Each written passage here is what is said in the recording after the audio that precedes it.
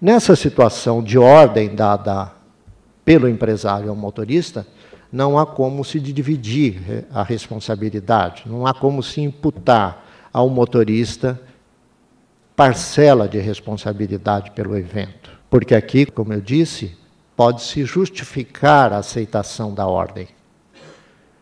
E no balanceamento das culpas, haverá de prevalecer a do empresário por ter ordenado a partida sem que o motorista houvesse descansado pelo tempo legal. Claro que a ação do motorista contra o patrão será no âmbito trabalhista.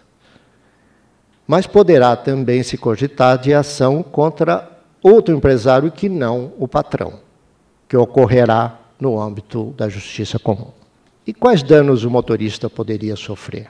Em caso de acidente, ele poderia sofrer lesões físicas e também psicológicas, caracterizando-se os danos materiais e os danos morais.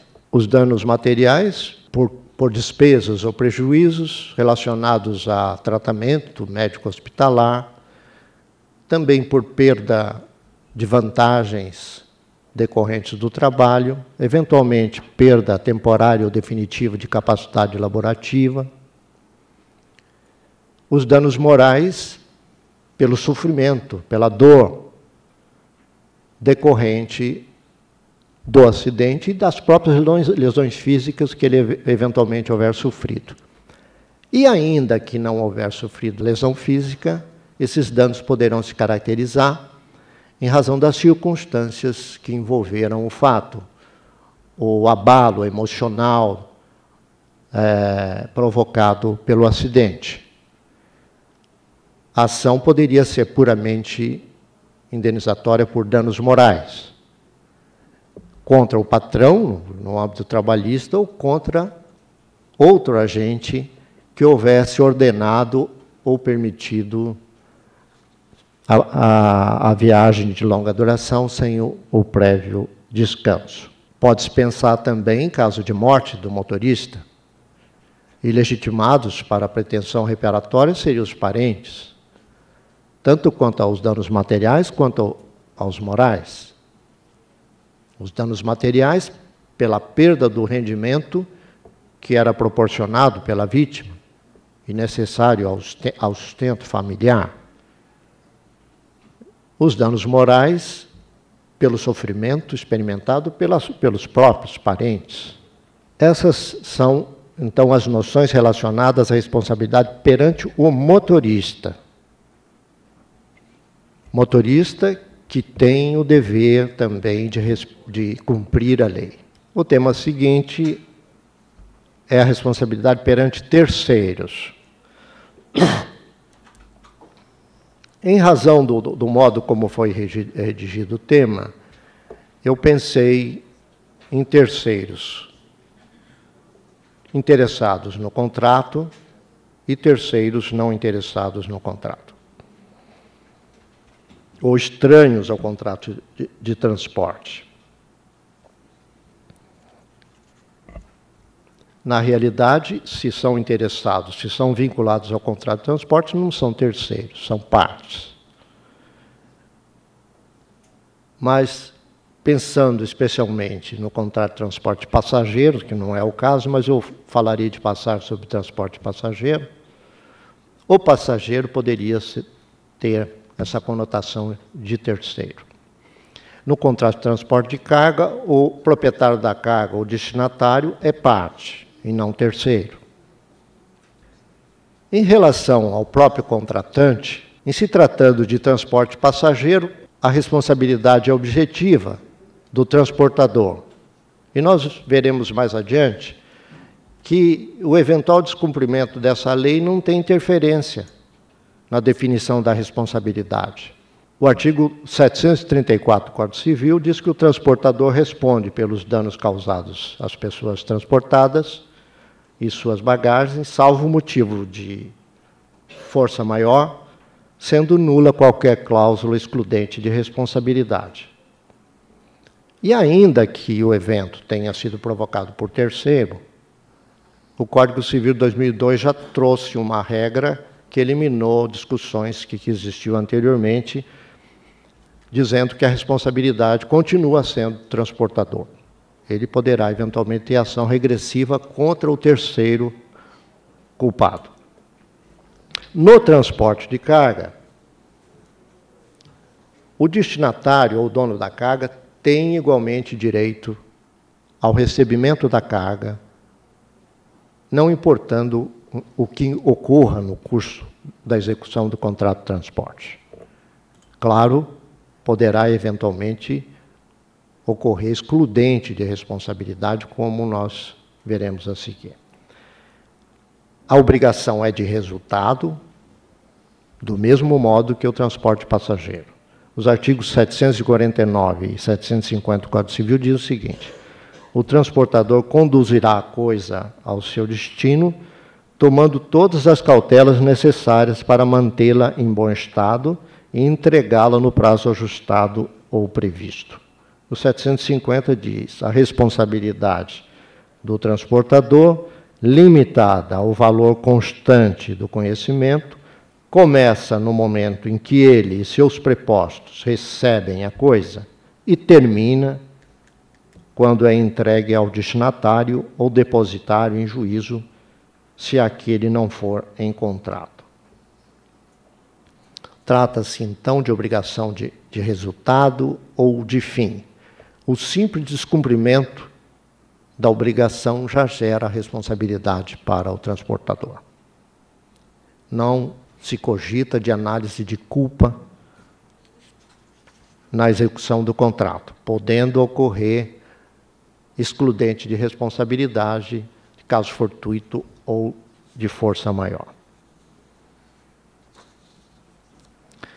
Claro que essa lei nova poderá ter relevância para o efeito de regresso, se o transportador, sendo obrigado a indenizar o destinatário da carga, o proprietário, por danos ocorridos no curso do transporte, danos esses decorrentes de acidente motivado pelo estado debilitado do motorista, causado pelo descumprimento da lei, aí ele poderá cogitar da ação de regresso. Quer dizer, para esse fim é relevante a lei. Mas, em relação ao proprietário da carga ou destinatário, é irrelevante, porque o transporte é contrato de resultado. E poderá também haver uma consequência da ausência de cobertura securitária. Eu imagino que em apólice de seguro poderá cláusula de exclusão de cobertura pelo agravamento do risco, né, decorrente do descumprimento da lei. É algo que com certeza causará preocupação aos empresários. Passaria agora ao outro aspecto relacionado à responsabilidade perante terceiros não vinculados ao contrato. Terceiros, verdadeiramente. E em relação a esses terceiros, não vinculados ao contrato, há de se distinguir.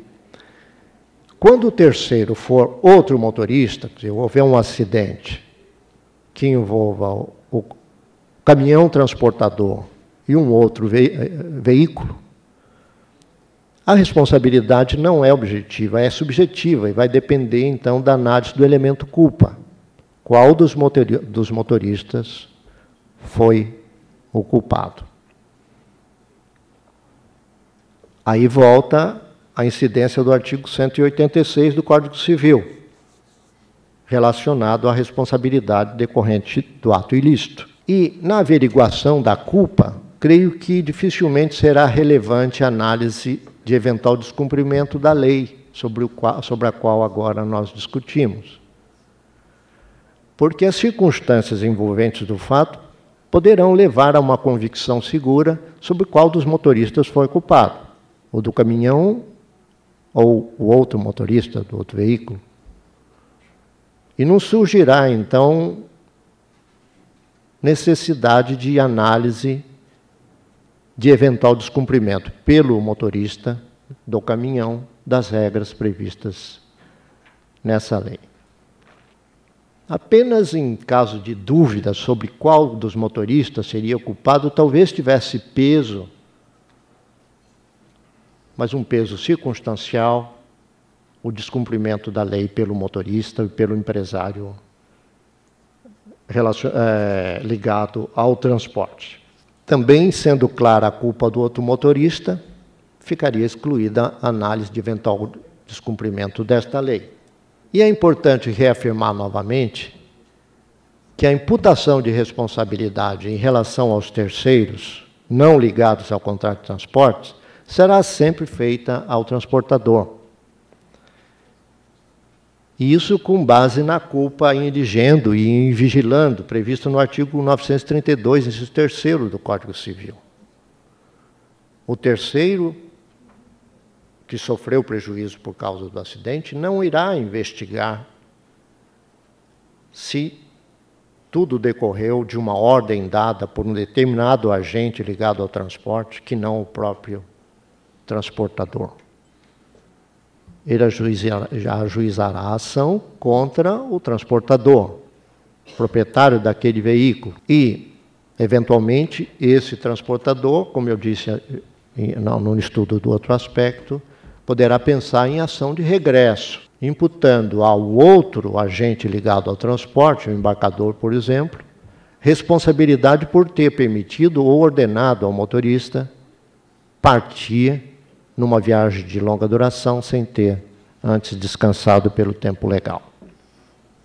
Há, no entanto, casos excepcionais de responsabilidade objetiva perante terceiros e estranhos ao contrato de transporte.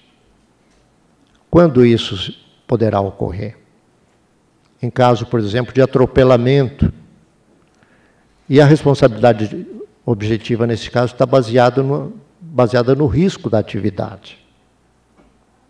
Diz o artigo 927, do parágrafo único do Código Civil, que haverá obrigação de reparar o dano independentemente de culpa, nos casos especificados em lei, ou quando a atividade normalmente desenvolvida pelo autor do dano implicar, por sua natureza, risco para os direitos de outrem. É claro que a atividade de transporte, ela exige o uso de caminhões, de veículos de transporte, que representam, naturalmente, perigo, têm potencialidade de causar dano.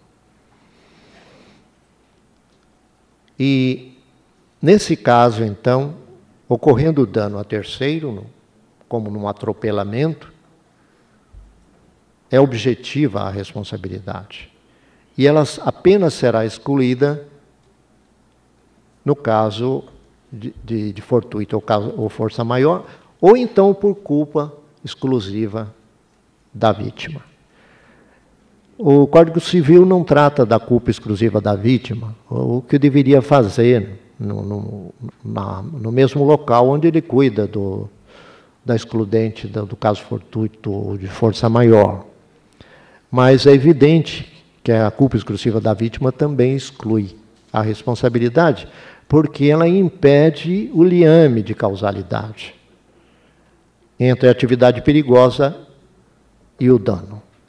Vamos imaginar que o terceiro, o pedestre, por exemplo, se atire na frente de um caminhão, é evidente que não há responsabilidade numa situação como essa.